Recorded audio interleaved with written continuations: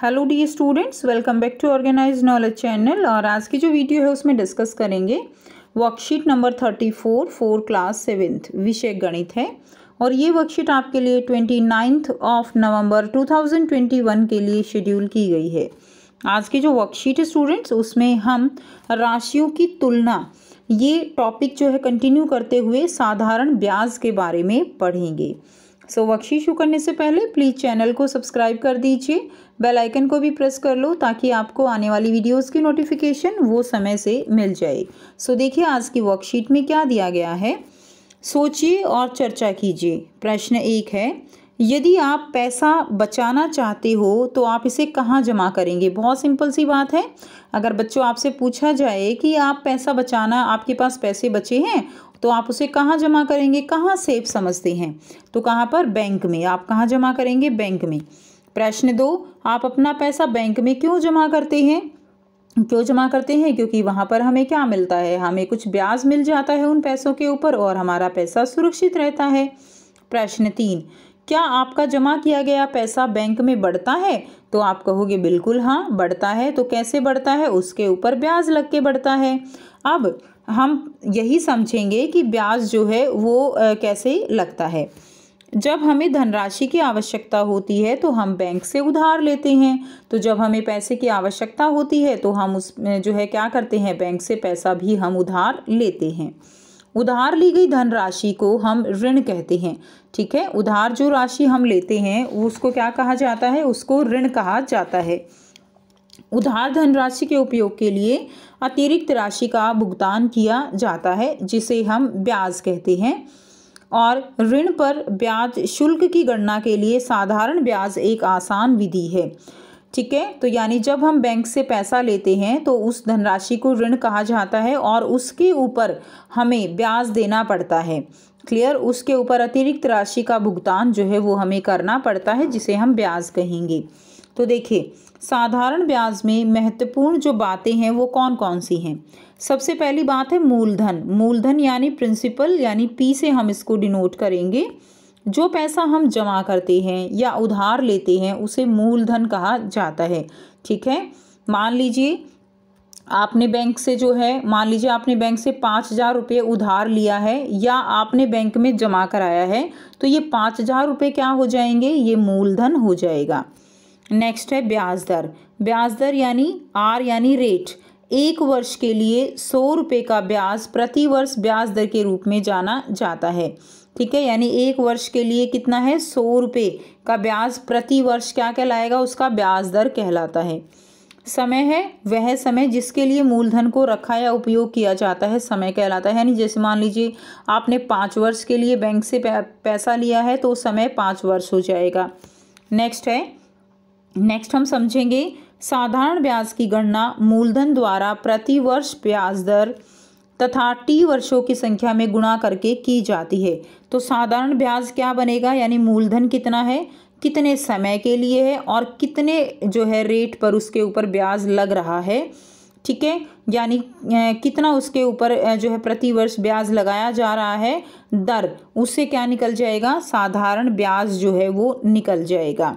Clear है, यानी interest I वो कैसे निकलेगा, आर।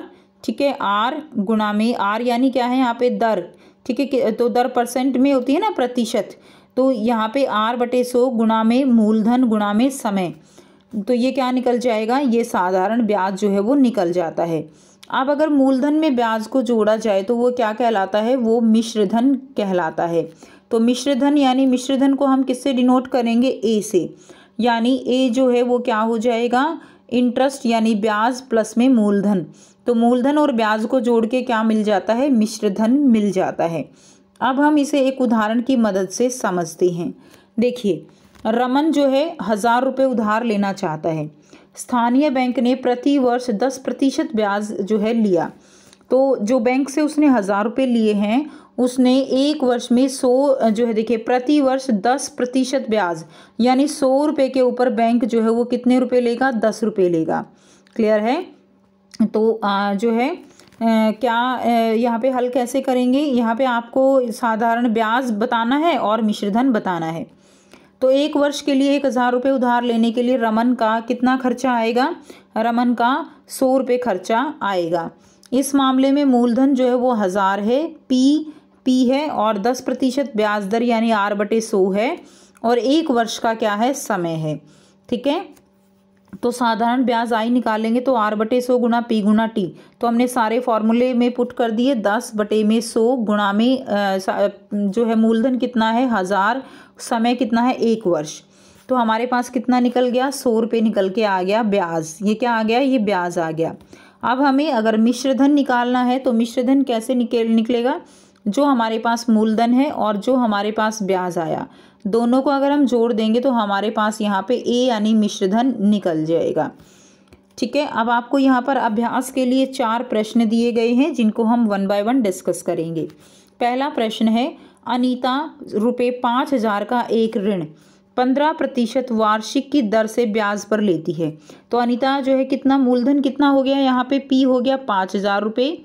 ठीक है, उसके बाद देखिए मूलधन इतना हो गया, दर जो है यहाँ पे 15% हो गई और समय हो गया 1 वर्ष। तो आपको निकालना क्या है? आपको यहाँ पर ब्याज निकालना है। क्लियर? यानी उसको कुल कितना धन वापस करना होगा। तो आपको क्या निकालना है यहाँ पे? ब्याज। तो यहाँ से आंसर करेंगे। मूलधन है यहाँ पे 5000 रुपये, दर है 15% वार्षिक, समय है 1 वर्ष।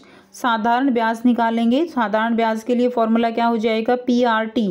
ठीक है, PRT। P क्या है यहाँ पे? मूलधन, T समय, R दर है बटे में 100। तो 5000 गुणा 15 गुणा 1 बटे में 100 तो कितना आ गया? ब्याज आ गया 750। और हमें क्या निकालना है? मिश्रधन, यानी कुल कितना धन हमें वापस करना है वो बताना है ना। तो मिश्रधन निकलेगा। तो मूलधन तो हमें देना ही है 5000, प्लस में ब्याज भी देना है 750। तो इसका आंसर कितना हो जाएगा? आंसर हो जाएगा 5750 रुपये जो है कुल मिश्रधन होगा, यानी कुल 5750 रुपये हमें वापस देना होगा।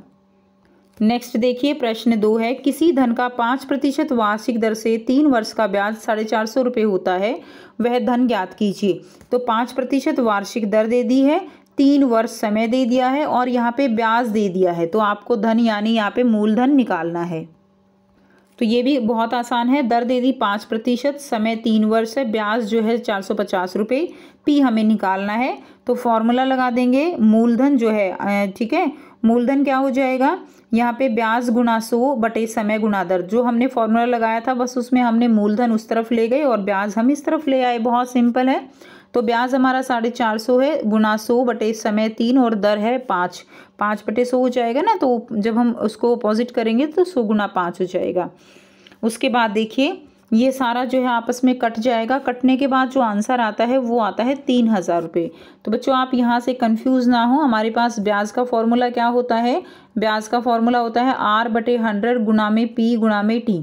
ठीक है ना। अब हमें क्या निकालना था? हमें मूलधन निकालना था ना, P निकालना है। तो 100 को उधर ले गए और बटे में R और T आ गया। बस वही हमने यहाँ पे किया है। क्लियर? तो यहाँ पे क्या आ जाएगा? 3000 रुपये आ जाएगा। नेक्स्ट देखिए, प्रश्न 3 है, 3 वर्ष बाद कितना मिश्रधन देय होगा? मूलधन दिया गया है और दर दी गई है। तो ब्याज निकाल लेंगे, समय दिया गया है और मिश्रधन निकाल देंगे। यहाँ से आंसर करेंगे। मूलधन है 1200 रुपये, दर है 12%, समय 3 वर्ष, मिश्रधन निकालना है। ब्याज निकालेंगे मूलधन गुना दर गुना समय बटे में 100। तो 1200 गुना 12 गुना 3 बटे में 100 कितना आ गया? 432 रुपये। मिश्रधन कैसे निकालेंगे? मूलधन जमा में ब्याज। मूलधन है 1200 और ब्याज कितना है? 432। तो आंसर कितना आ गया? 1632 जो है वो हमारा यहाँ से आंसर आ जाएगा। हमें मिश्रधन निकालना था। प्रश्न 4 है, मीना ने 9% वार्षिक दर से, तो दर दे दी है यहाँ पे 9%, 1 वर्ष पश्चात समय कितना दे दिया है? समय दे दिया है 1 वर्ष और 45 रुपये ब्याज। तो ब्याज कितना है यहाँ पे? 45 रुपये। तो जो है उसने कितना धन उधार लिया था, यानी पी यानी मूलधन आपको यहाँ से निकालना है। तो यहाँ से निकाल देंगे। देखिए प्रश्न 4, दर दे दी है बच्चों 9% वार्षिक, समय है 1 वर्ष, ब्याज है 45, मूलधन निकालना है। फॉर्मूला लगा दीजिए। ब्याज गुना में 100 बटे में दर गुना समय। ब्याज कितना है? 45, 100, दर है 9। ठीक है, यहाँ से हमने देखी और गुणा में समय है 1, तो यहाँ से हमने इसको काट दिया तो कितना आंसर आ गया 500 रुपये। तो मूलधन कितना लिया गया था 500 रुपये, यहाँ से मूलधन जो है आ जाएगा। तो ये थी आपके आज की मैथ्स की वर्कशीट। आई होप सभी स्टूडेंट्स को ये क्लियर है। फिर भी कोई डाउट है तो पूछ सकते हो। वीडियो अच्छी लगी तो प्लीज़ लाइक कीजिए, शेयर कीजिए और चैनल को सब्सक्राइब कीजिए। So thanks for watching students. मिलते हैं नेक्स्ट वीडियो में नेक्स्ट वर्कशीट के साथ। Take care, bye bye.